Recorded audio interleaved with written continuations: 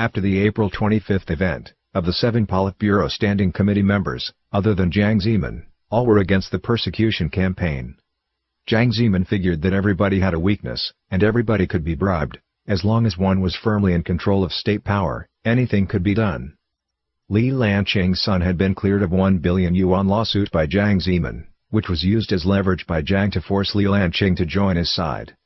On June 10, 1999, a group or organization headed by Li Lanqing was formed, thus gaining the name 610 Office. The 610 Office is in every sense of the term a legal organization. There are no legal basis for either its formation or its existence. It's the same as the CCP Central Committee Leadership Group, as it was called, that came about during the Cultural Revolution.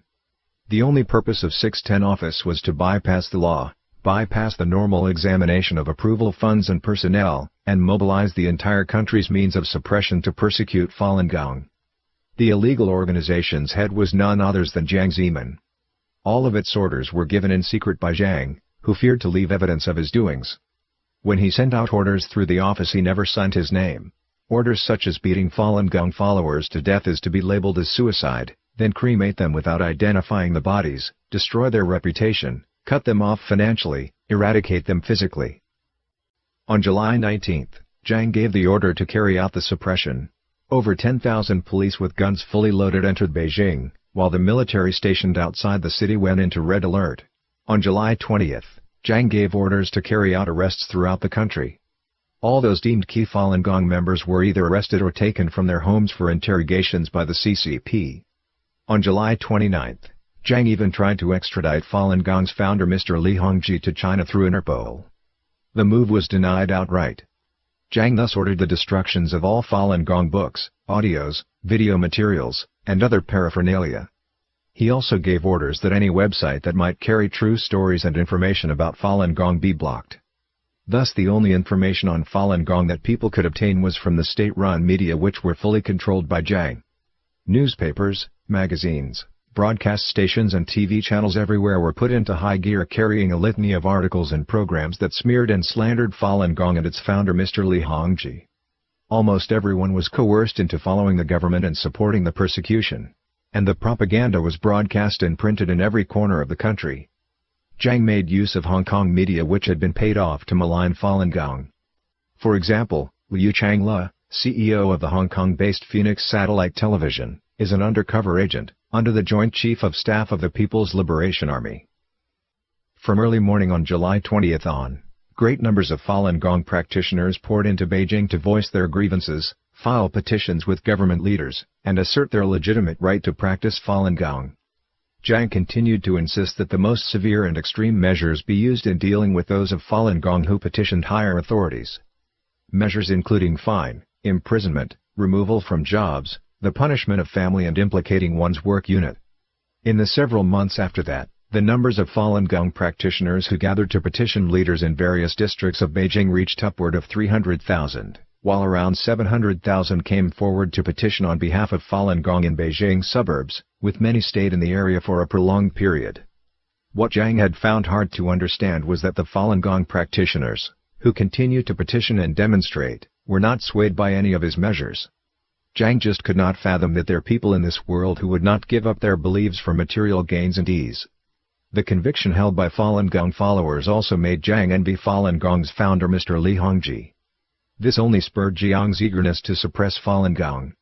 On the day the persecution in China began, Mr. Li Hongzhi made a public statement calling for support and help of governments around the world, international organizations, and kind-hearted people, asking for help resolving the crisis unfolding in China.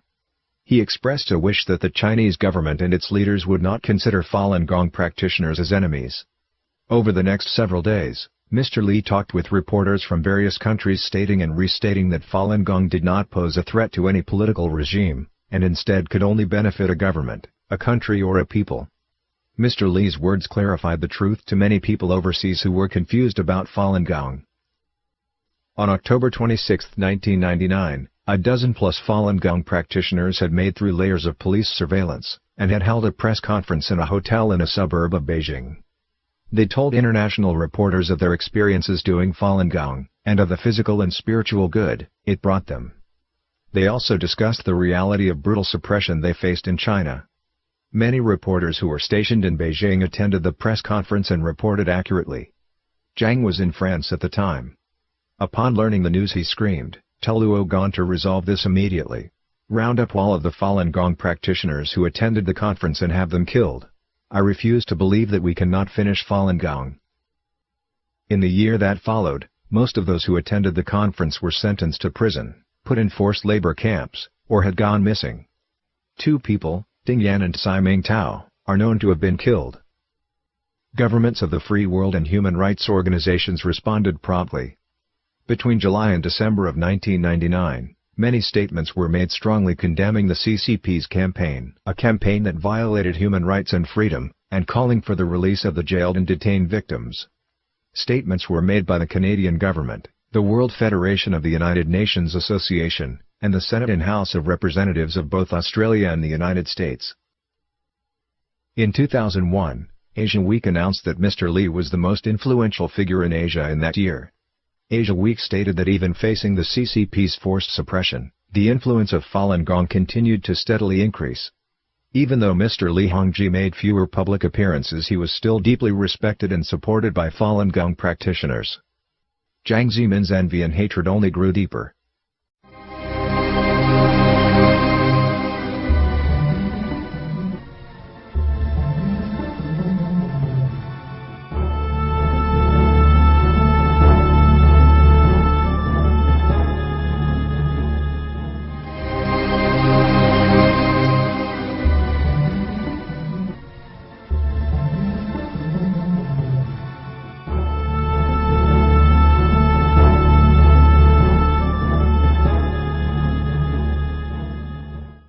Right from the beginning, Jiang Zemin's suppression of Falun Gong was lacking followers. Even his former boss Li Peng advised him to be judicious. Premier Zhu Rongji had grown so jaded and dejected, that he was throwing his towel, ceded all his domains to Jiang Zemin, and did not show his face on television. Hu Jintao, the heir apparent to China's throne, and Li Changchun remained bystanders and onlookers. They weren't willing to go down history as shameful persecutors like Jiang Zemin. Many cities and provinces weren't interested in carrying out the persecution, they were derelict. Jiang felt he had no choice, but make a trip to Guangdong province, to supervise in person the campaign against Falun Gong there. Guangdong province, in the end, began sending Falun Gong adherents to forced labor camps. Among the first ones was a college classmate of Hu Jintao, named Zhang Mengyi. Jiang Zemin killed 2 birds with 1 stone, set a precedent for the persecution in Guangdong, and gave Hu Jintao a bad name for selling out his classmate. Jiang had Zhu Rongji come to speak with him. He warned Zhu that the most important of the 3 emphases was stressing politics, and right now the suppression of Falun Gong was the most important political issue. After leaving Jiang's office, Zhu was visibly taciturn. Not long afterward, Zhu did take a stand in support of Jiang's decision to persecute, a stand at odds with his own convictions.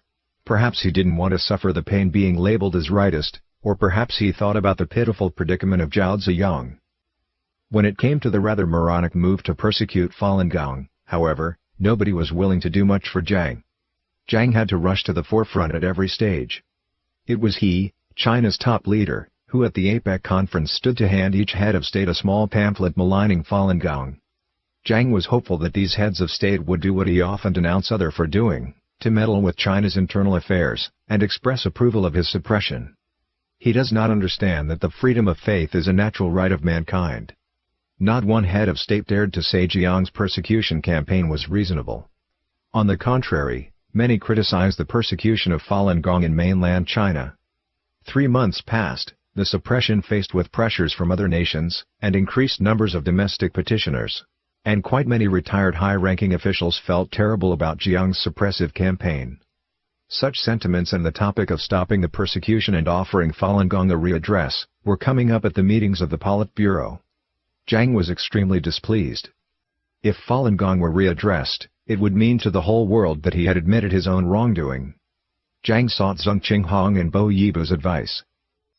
The crafty Zheng told Jiang that if he wanted to intensify the suppression, he must force everybody to get involved by making the suppression part of every official's performance. Whoever failed to perform, had to face dismissal. The cruel Bo Yibo pitched in with additional advice: "We must have the provinces kill some Falun Gong practitioners. Once it involved lives, they will have to go along with the party, to carry out the crackdown." Jiang also appointed his son, Jiang Mianhang, as vice president of the Chinese Academy of Sciences, to further control the highest body of science and education.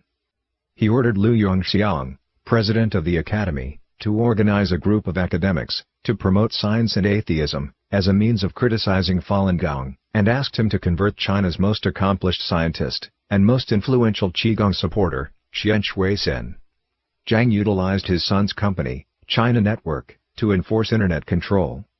However, many overseas Falun Gong students were well-trained scientists. They broke through the blockade with new technology, and kept in touch with fellow practitioners inside China to expose the persecution, and provided them with updated information on news and developments overseas.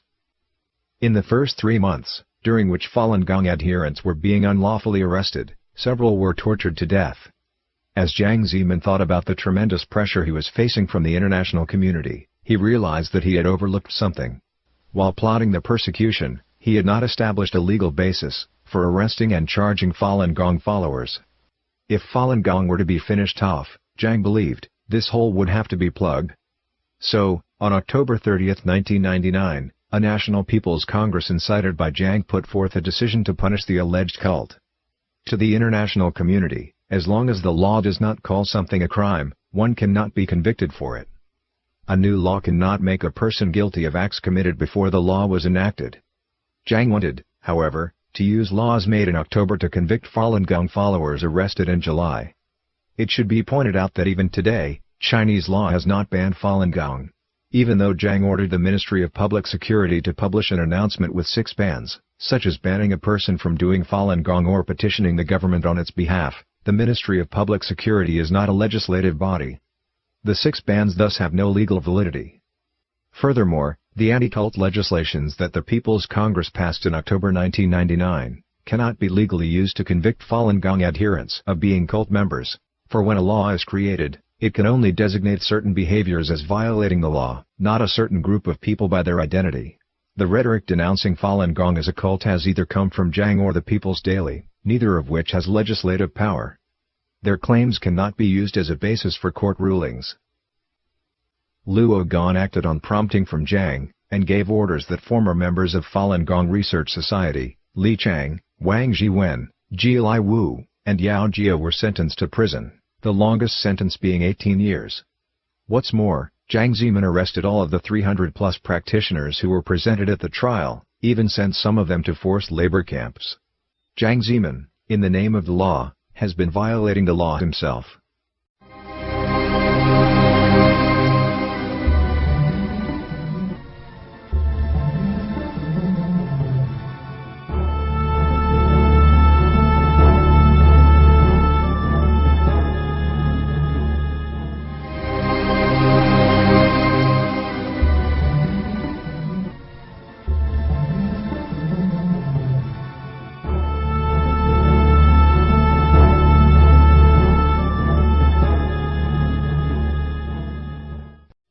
Jiang Zemin wants to destroy Falun Gong practitioners' reputations, cut them off financially, eradicate them physically.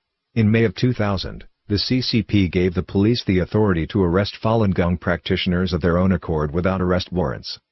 To protest such unlawful arrests, in October 2000, upwards of 10,000 Falun Gong practitioners made to Tiananmen Square, and displayed banners. And thousands of adherents were even doing exercise in groups. Somebody in the Politburo was having a good laugh at Jiang Zemin. His understanding of the power of spiritual belief fell squarely within the old way of thinking of the CCP's class struggle. Although Jiang utilized the hardest means of suppression and persecution, acquired by the CCP over decades, Falun Gong just would not yield, and its practitioners protest peacefully. No one attempts to retaliate or resort to any kind of violence. Jiang was utterly helpless in the face of the unarmed Falun Gong followers. At times, Falun Gong adherents appeared that they were being assisted by a higher power. For example, in October 2000, more than 10 Falun Gong practitioners were handcuffed and taken into the detention center. However, after they entered the cell, all of their handcuffs simultaneously came off. All the guards and inmates were dumbfounded. Afterward, no one dared to make any trouble for the practitioners. When Jiang Zemin read the report on this, he was left in a cold sweat, and dared not to think about it anymore. All Jiang could do was simply intensify the efforts to win the 610 officers over, with money and power. After they carried out the persecution orders, they were rewarded with bonuses and promotions. Under the bribery and intimidation by Jiang and CCP, the last thread of innate kindness was destroyed in some of the law enforcement officials. Their wicked side engorged quickly. They persecute and torture Falun Gong practitioners in many cruel and inhuman ways. Chen Zishu, 58, a woman practitioner from Weifang, Shandong Province, refused to renounce her faith in Falun Gong. After repeated jolts from cattle prod by the police, she was forced to run barefoot in the snow. She vomited and collapsed, never gained consciousness and died on February 21. 2 days of tortures left her body too horrible to look at. The police claimed that she had died from a sudden heart attack, and extorted 3,000 yuan fees from her daughter. The Wall Street Journal reporter, Ian Johnson, wrote a report on Chen Zishu, later won the Pulitzer Prize for his series of stories on Falun Gong. However, the Chinese government detained Chen's daughter, because she told the truth, and appealed for justice for her mother. And her husband was forbidden to visit her during her detention, while the torturers were promoted one after another. Chinese psychiatric hospitals are utilized in the persecutions too, where Falun Gong followers are locked up and tortured with chemical injections. Most of the staff there are either police officers or hired thugs. They inject healthy Falun Gong followers with psychiatric drugs. In Changping County Psychiatric Hospital, the hired thugs gang raped a 9-year-old girl at night, whose parents were Falun Gong practitioners locked up in the hospital, and later were murdered there. Still, some people wouldn't take part in the suppression. To mass more manpower, Jiang Zemin ordered the merger between the Political Defense Division and the 610 office, thereby effectively expanding the 610, to intensify its suppression of Falun Gong. As a result, the 610 offices had more power than units at any other level of the police system. The power of the 610 office within the provincial police department was so great that they can arrange an inspection of, and issue orders to, other units at the same level. But what was laughable was that very few police officers responded to the recruitment efforts on the part of 610. In the end, the assignments of personnel had to be appointed by a computer. Even within the police system, 610 becomes synonymous with messing around. Many police officers with a sense of justice refused to get involved in the persecutions. A former 610 police officer, Hao Fengjun, who escaped to Australia in 2005, described how he felt when he was performing that job. At the office, we would often talk to each other with our mouth half covered, voice as low as possible, and eyes darting all around. Having been in that atmosphere for a long time, we grew accustomed to speaking in this fashion even in public situations, like we are afraid of being heard, or afraid others might know what we are talking about. We are so sneaky, it's like we have developed a mental disorder. Hao Fengjun said, "Once, I rushed to work, drove to the prison of the Nankai branch of the Tianjin Public Bureau. I saw Falun Gong practitioner Sun Ti's eyes were so swollen because of the beating. The police officer who interrogated her was Mu Raili, the captain of the 2nd Division of the 610 Office of Bureau of the State Security. Mu was holding a steel rod, 0.6 inches in diameter, with screw threads that show blood stains. And there was a high-voltage electrical baton on the table. Sun showed me her back. I was shocked. Almost her entire back had turned black. There were 2 gashes, of about 8 inches in length, oozing blood. I also saw a policeman beating her with a metal rod, that was over a foot long. When I saw this, I knew I couldn't do this job." Hao Fengjun spoke out to stop the suppression. As a result, he was jailed in the cell at sub-zero temperatures for more than 20 days. In Australia, Hao Fengjun and Chen Yonglin, a former consul in the Chinese consulate in Sydney, Australia, who was in charge of political issues, spoke out in public about their personal experiences, exposing the merciless brutality of the CCP's persecution of Falun Gong, in and outside China.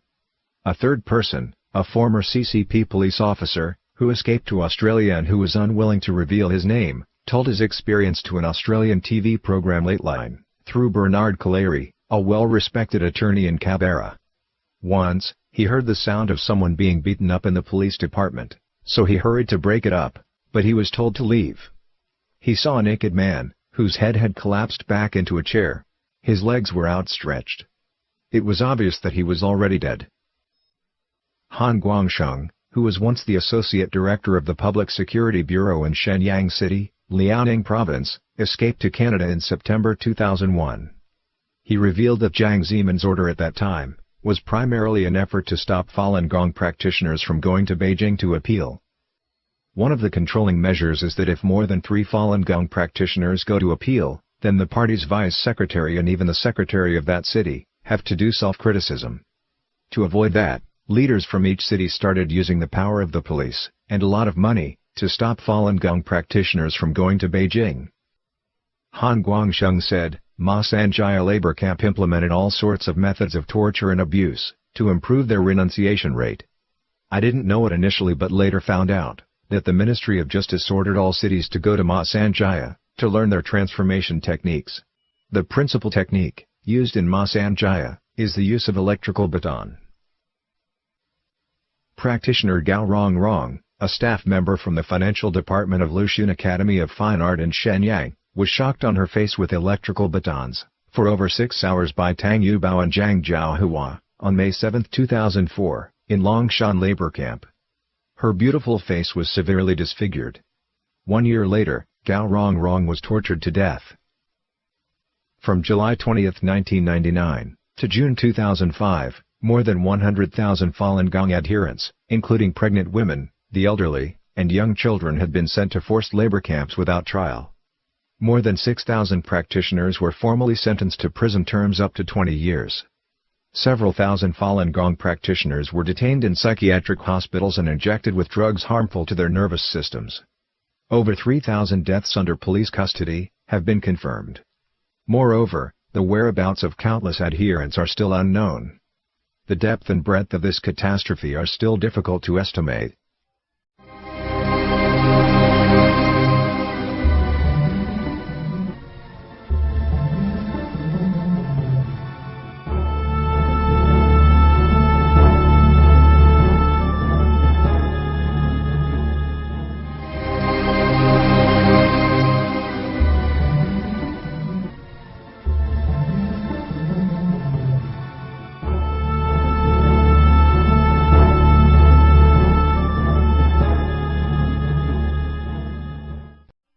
After the persecution began, Jiang Zemin tried to extradite Falun Gong's founder to China, even by offering a reduction of $500 million in trade surplus but failed.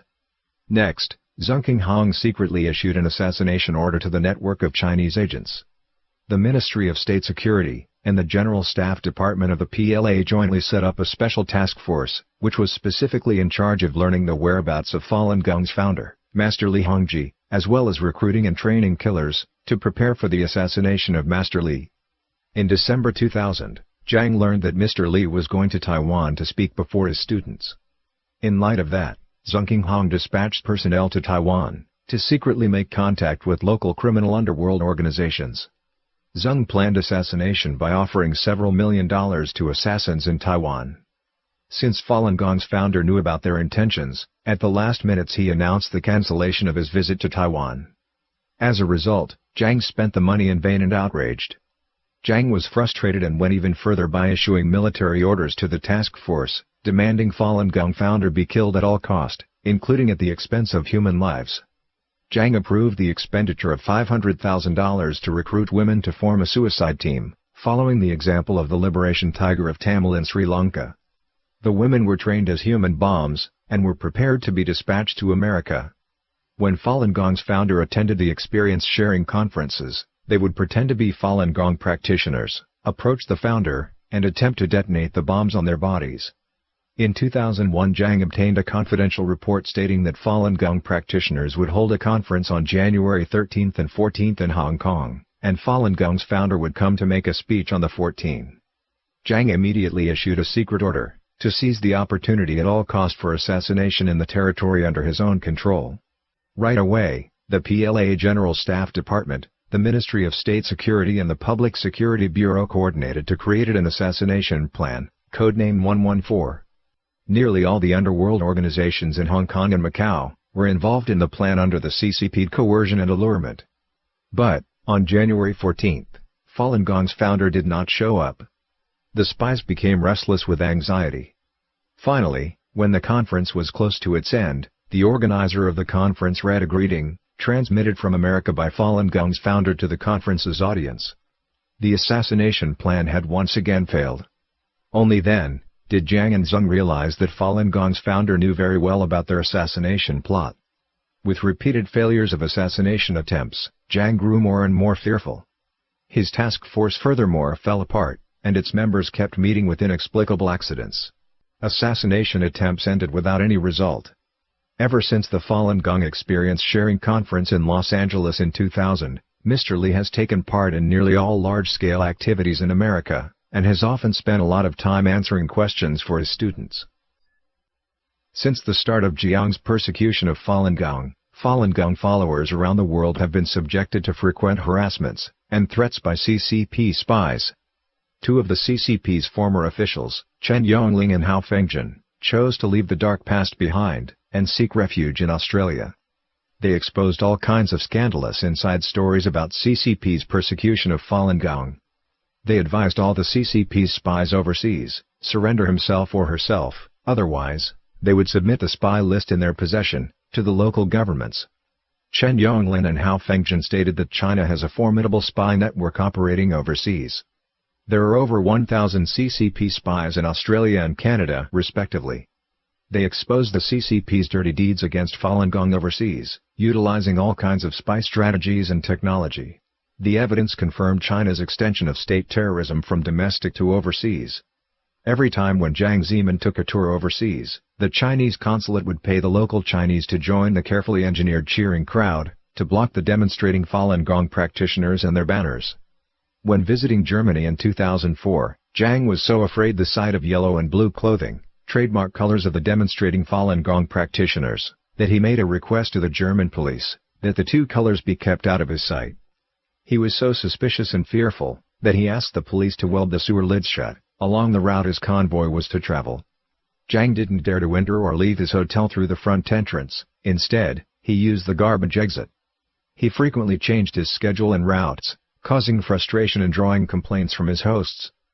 Jiang Zemin had overseas Falun Gong practitioners' name list collected, and requested his host countries to bar these Falun Gong practitioners from entering the countries.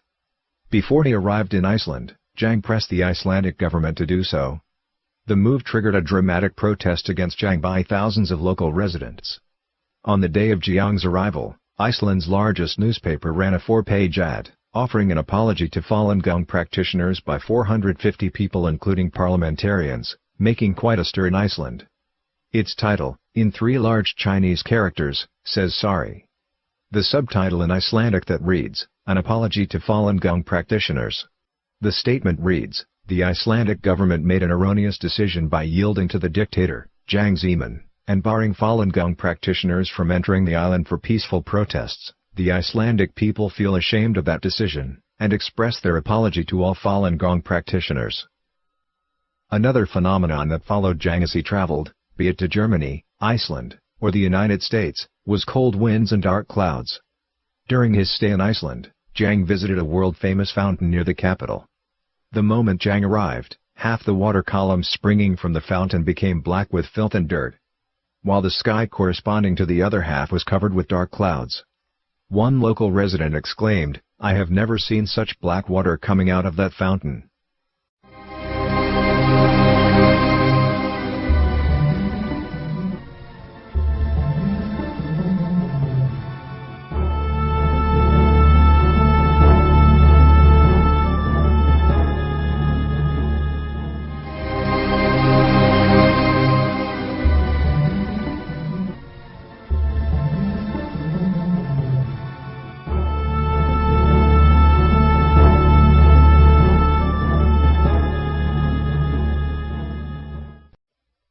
One year had passed since Jiang Zemin started the persecution of Falun Gong. Many lies and smears had been spread, and slews of attacking articles had been broadcasted. However, from the central government to local citizenry, all were against the crackdown. Jiang began to grow worried, with depression setting in. He had experienced a heart attack, and being taken to the hospital 301. Even in his hospital bed, Jiang was thinking about one question: how to turn the public sentiments against the so-called evil cult of Falun Gong and incite widespread hatred. January 23, 2001 was Chinese New Year Eve, a day of celebration. But on Tiananmen Square unfolded a bizarre tragedy. Several people were ablaze. The statement Xinhua News broadcast around the world in English was that all 5 persons involved were Falun Gong practitioners. The group had allegedly attempted self-immolation on the square. Once broadcasted, the disturbing tragic scene stirred up tremendous anger in China. Animosity towards Falun Gong surged, such was the emotional power of the images the CCTV put together. The state propaganda machinery was accelerating with a vengeance. Personalities of every sort appeared on state-run television to condemn Falun Gong. Jiang could finally let out a long sigh of relief at seeing all of this. In the meantime, many overseas media called into question the veracity of the incident and the Chinese media account. A slow-motion replay of the immolation footage, in which it was visible a police officer dealing a crippling blow to the head of Liu Chunling, the woman who died on the scene. A heavy object was in the officer's hand. 12 days after the incident, the Washington Post ran a front-page story titled, "Human Fire Ignites Chinese Mystery, Motive for Public Burning Intensified Fight Over Falun Gong." The article detailed finding of the Post reporter, who traveled to Kaifeng, China, the hometown of the slain immolator Liu Chunling. Surprisingly, none ever saw her practicing Falun Gong. The CCTV footage of the immolation was riddled with inconsistencies. Beyond the matter of Liu being struck by an apparent policeman, how could dozens or more fire extinguishers and fire extinguishing blankets suddenly arrive on the scene? Who shot the close-up video footage? Why did the 2 organizers not put the blaze on themselves? Why didn't Liu Baorong show any signs of intoxication after drinking so much gasoline? Shortly after this happened, a female reporter for CCTV's Focus interview program was interviewing people at the Tonghai labor camp about the self-immolation. One Falun Gong prisoner of conscience there, Zhao Ming, raised the question, why the Sprite bottle on Wang Jindong's lap, supposedly filled with gasoline, was not even slightly deformed or damaged from the heat of the raging fire. The reporter, named Li Yuchang, responded candidly, "We shot this scene after the fact. If we knew it looked suspicious, we wouldn't use it at all." On August 14, 2001, at a meeting of the United Nations, the NGO International Education Development made a formal statement, which declared, their analysis concluded the supposed self-immolation incident in Tiananmen Square was staged by the Chinese government. The Chinese representative at the meeting just kept quiet, and didn't even bother to respond. Soon after the immolation incident, a popular novel that had been published 10 years ago, Yellow Disaster, was, curiously enough, banned throughout China. In Chapter 2 of the novel, someone pays off terminally ill persons to burn themselves, and then use the incident to frame opponents in politically motivated persecution. Could Jiang and company have drawn inspiration from the plot in Yellow Disaster? Why the sudden ban? On the night of March 5, 2002, in Changchun, the regular program of 8 cable TV stations was interrupted, and replaced with 45 minutes broadcast about Falun Gong, including self-immolation or deception, which showed a slow-motion sequence of Liu Chunling being struck over the head by a police officer, while she was on fire. The next day the discussion of the matter could be heard at the office, on the bus, in school, at the supermarket, demonstrating the impact on people's minds of a lie being exposed. Jiang was furious when he heard the news about the TV tapping that night. He reportedly shook from anger for several minutes. He then reacted by pounding with his fist on the table, and shouting, "Send for Zhongqing Hong and Luo Gan immediately."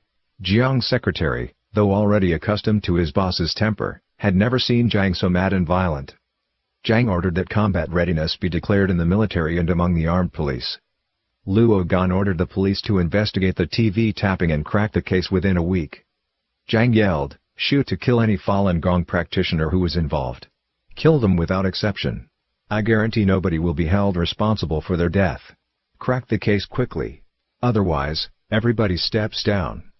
On March 12, 2002, Falun Gong practitioner Liu Haibo was suspected of having sheltered those Falun Gong practitioners involved in the broadcast. Cruncheng police arrested him, and tortured him to death during questioning. Chang Xiaoping, the first deputy party chief and the head of 610 office in Changchun, gave the following instructions: first, dealing with Falun Gong would not rule out bloodshed and killing. Second, secrecy was to be maintained at all costs to avoid harm to China's international standing. Third, no investigation on any Falun Gong followers' death.